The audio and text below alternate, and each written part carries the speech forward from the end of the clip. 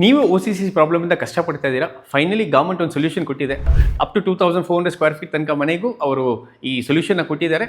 ನೀವು solar invest ಮಾಡಿದ್ರೆ ಹೆಂಗೆ ನಿಮಗೆ ವರ್ಕೌಟ್ ಆಗುತ್ತೆ, ಪ್ಲಸ್ ಫ್ಯೂಚರಲ್ಲಿ ಹೆಂಗೆ ನೀವು ಗ್ರಿಡ್ಗೆ ಕೊಡ್ಬೋದು, ಇಲ್ಲಾಂದ್ರೆ ಹೆಂಗೆ ಆಫ್ ಗ್ರಿಡ್ ಮಾಡ್ಬೋದು, ಆ ಡೀಟೇಲ್ಸ್ ಎಲ್ಲ ಇನ್ಫಾರ್ಮ್ ಮಾಡ್ತೀನಿ. ಇದು ಸಿಂಗಲ್ ಫೇಸ್ 5 kW ಇನ್ವರ್ಟರ್ ಹಾಕ್ತೀವಿ, ಒಂದು 5 kW ಬ್ಯಾಟ್ರಿ ಹಾಕ್ತೀವಿ. ಸೊ ನೀವು ಕೇಳೋ ಥರ ನನಗೆ ಹೆಂಗೆ ಬಿಲ್ ಕಡಿಮೆ ಆಗುತ್ತೆ.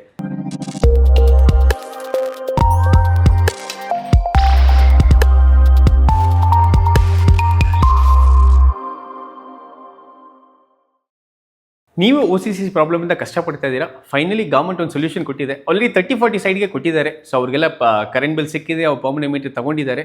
ಕರೆಂಟ್ಲಿ ರೀಸೆಂಟಾಗಿ CM ಅನೌನ್ಸ್ ಮಾಡಿರೋ ಥರ ಅಪ್ ಟು 2400 ಸ್ಕ್ವೇರ್ ಫೀಟ್ ತನಕ ಮನೆಗೂ ಅವರು ಈ ಸೊಲ್ಯೂಷನ್ನ ಕೊಟ್ಟಿದ್ದಾರೆ. ಮ್ಯಾಕ್ಸಿಮಮ್ ಐತಿ extendable up to 2800 square feet inform ಮಾಡಿದ್ದಾರೆ. ಸೊ ಈ ಪ್ರಾಬ್ಲಮ್ ಇದ್ದಿದೆಯಾ OCC ಅಂತ ಬರೋ ಏನಾಗುತ್ತೆ ಅಂದರೆ ನಿಮಗೆ ಟೆಂಪ್ರರಿ ಬಿಲ್ಲಿಂಗ್ ಇರುತ್ತೆ. ಟೆಂಪ್ರರಿ ಬಿಲ್ ಅಂತ ಬರುವಾಗ ನೀವು ತುಂಬ ಸಾವಿರ ಬಿಲ್ ಪೇ ಮಾಡೋ ಥರ ಬರುತ್ತೆ. ಯಾಕಂದರೆ ಐ ಥಿಂಕ್ ಟೆಂಪ್ರರಿ ಬರುವಾಗ 11 rupees to 13 rupees per unit ಇರುತ್ತೆ. ಸೊ ಇವಾಗ ನಿಮ್ಗೆ ದೊಡ್ಡ ಮನೆ ಇದೆ, ಲಿಫ್ಟ್ ಇದೆ, AC ಇದೆ, ಇಂಡಕ್ಷನ್ ನೀರು ಎಲ್ಲನೂ ಇದೆ, ಆವಾಗ ಏನಾಗುತ್ತೆ ನಿಮ್ಮ ಬಿಲ್ ಎಕ್ಸ್ಟ್ರಾ ಪೇ ಮಾಡೋ ಥರ ಬರುತ್ತೆ.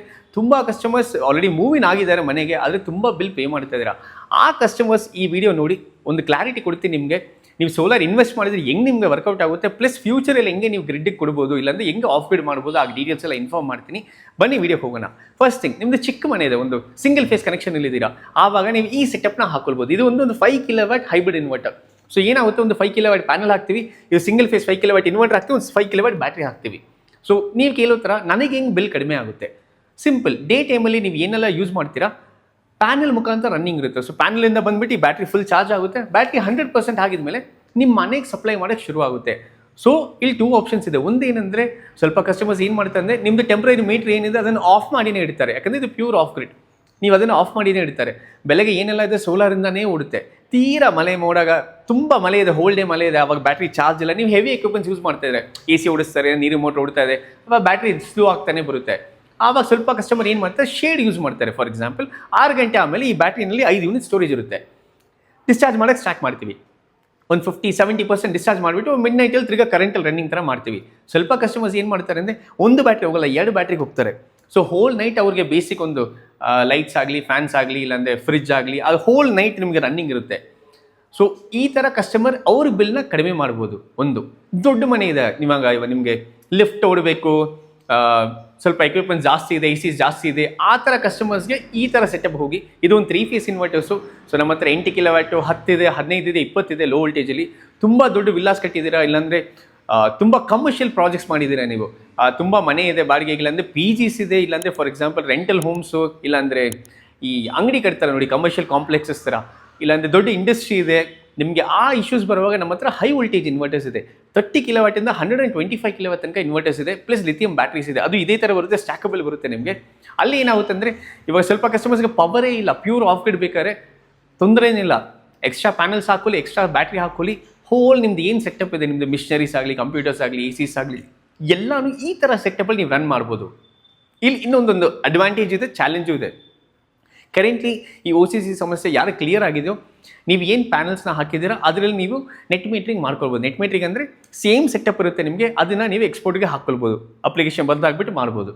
So advantage between hybrid inverter and of grid inverter.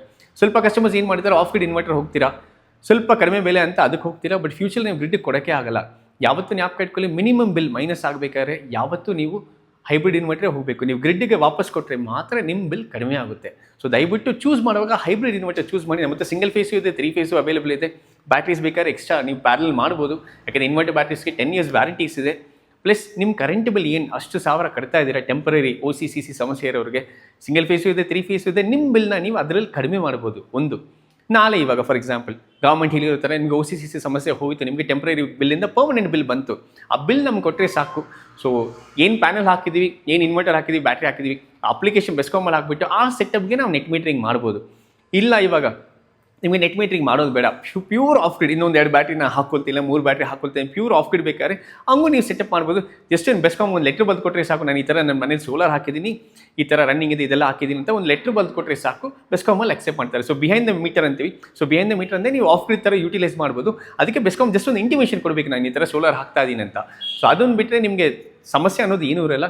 Commercial ದೊಡ್ಡ ಬರುವಾಗ 2 ಆಪ್ಷನ್ಸ್ ಇದೆ. ಇವಾಗ ಕರೆಂಟ್ಲಿ ಗೌರ್ಮೆಂಟ್ ಏನು ಮಾಡಿದೆ, ಜೂನ್ 1 ಇಂದ DCR ಪ್ಯಾನಲ್ನ ಕಂಪಲ್ಸರಿ ಮಾಡಿದ್ದಾರೆ ಕಮರ್ಷಿಯಲ್ ಅಂತ ಬರುವಾಗ. ಸೊ ನೀವು ಇದೇನು off grid setup behind the meter ಹಾಕ್ತೀರಾ, ದಯವಿಟ್ಟು DCR ಪ್ಯಾನಲ್ ಜೊತೆ ಹಾಕಿ, DCR ಪ್ಯಾನಲ್ಸ್ ಯೂಸ್ ಮಾಡಿ, ಹೈಬ್ರಿಡ್ ಇನ್ವರ್ಟರ್ ಹಾಕಿ, ಬ್ಯಾಟ್ರೀಸ್ ಹಾಕಿ, ನಿಮ್ದು ಏನು ಅಷ್ಟು ಸಾವಿರನ ಅಷ್ಟು ಲಕ್ಷ ಬಿಲ್ ಕಡುತ್ತೆ ಅದನ್ನು ಕಡಿಮೆ ಮಾಡಿ, ಪರ್ಮನೆಂಟ್ ಬಿಲ್ ಬಂದಿದ ಮೇಲೆ ಸೇಮ್ ಸೆಟಪ್ ಜೊತೆ ನೀವು ಎಕ್ಸ್ಪೋರ್ಟ್ ಮಾಡೋದು ಅಪ್ಲಿಕೇಶನ್ ಹಾಕ್ಬಿಟ್ಟು. ಆವಾಗ ನಿಮ್ಗೆ ಏನಾಗುತ್ತೆ ಅಂದರೆ ರಿಟರ್ನ್ ಆನ್ ಇನ್ವೆಸ್ಟ್ಮೆಂಟ್ ಕಾನ್ಸೆಪ್ಟಲ್ಲಿ ಬೇಗ ನಿಮಗೆ ವರ್ಕೌಟ್ ಆಗುತ್ತೆ. ಪ್ಲಸ್ ತುಂಬ ಜನ ತುಂಬ ಲಕ್ಷ ತುಂಬ ಕ್ರೋಸ್ ಇನ್ವೆಸ್ಟ್ ಮಾಡಿಬಿಟ್ಟು ಸೆಟಪ್ ಮಾಡಿದ್ದೀರಾ, ಫ್ಯಾಕ್ಟ್ರಿ ಆಗಲಿ ಇಲ್ಲಾಂದರೆ ವೇರ್ ಹೌಸಸ್ ಆಗಲಿ ಎಲ್ಲನೂ ಮಾಡಿದ್ದೀರಾ, ಆದರೆ ಕರೆಂಟ್ ಸಮಸ್ಯೆಯಿಂದ ಕಷ್ಟಪಡ್ತಾ ಇದ್ದೀರಾ. ಅವರು ಈ ಥರ ಒಂದು ಸೆಟಪ್ಗೆ ಹೋಗಿ, ಸೊ 3 ಸಿಂಗಲ್ ಫೇಸ್ ಇದೆ, 3 ಫೇಸ್ ಇದೆ, ಪ್ಲಸ್ ದೊಡ್ಡದು ಇದೆ ನಮ್ಮ ಹತ್ರ. ಸೊ 30 kW, 50 kW, 100 kW ತನಕ ಇನ್ವರ್ಟರ್ಸ್ ಇದೆ, ಹೈಬ್ರಿಡ್ ಇನ್ವರ್ಟರ್ಸ್ ಇದೆ. ಸೊ ಅದನ್ನು ಹಾಕುವಾಗ ನಿಮ್ಮ ಕರೆಂಟ್ ಬಿಲ್ ಕಡಿಮೆ ಆಗುತ್ತೆ, ಪ್ಲಸ್ ಎಕ್ಸಸ್ ಇರೋದು ನೀವು ಗ್ರಿಡ್ಗೆ ವಾಪಸ್ ಕೊಡ್ಬೋದು. ಅಲ್ಲಿ ನಿಮಗೆ ನೆಟ್ ಮೀಟರಿಂಗ್ ಬರುವಾಗ ನಿಮಗೆ ವರ್ಕೌಟ್ ಆಗುತ್ತೆ. ಜಾಸ್ತಿ ಡೀಟೇಲ್ಸ್ ಬೇಕಾದ್ರೆ ದಯವಿಟ್ಟು ಆಫೀಸ್ ನಂಬರ್ ಕಾಲ್ ಮಾಡಿ, ನಿಮ್ಗೆ ಇನ್ನೂ ಕ್ಲಾರಿಟಿ ಜೊತೆ ಎಕ್ಸ್ಪ್ಲೇನ್ ಮಾಡ್ತೀವಿ. ಪ್ಲಸ್ ಕಮ್ಮಿಂಗ್ ವೀಡಿಯೋಸಲ್ಲಿ ನಾವು ಆಲ್ರೆಡಿ ಇನ್ಸ್ಟಾಲ್ ಮಾಡಿರೋ ಆಫ್ ಗ್ರಿಡ್ಸ್ ಆಗಲಿ ಈ ವಿಡಿಯೋಸ್ ಎಲ್ಲ ತೋರಿಸ್ತೀವಿ. ದಯವಿಟ್ಟು ವಿಡಿಯೋ ಪೂರ್ತಿ ನೋಡಿ, ಆವಾಗ ನಿಮಗೂ ಅರ್ಥ ಆಗುತ್ತೆ ನೀವು ಈ ಥರ ಪ್ರಾಬ್ಲಮ್ ಫೇಸ್ ಮಾಡ್ತಾ ಇದ್ದರೆ ಯಾವ ಥರ ಆ ಸಮಸ್ಯೆ ಸರಿ ಮಾಡ್ಬೋದು, ಪ್ಲಸ್ ನಿಮ್ಮ ಕರೆಂಟ್ ಬಿಲ್ನ ಹೆಂಗೆ ನೀವು ಕಡಿಮೆ ಮಾಡ್ಬೋದು. Thank you so much for watching.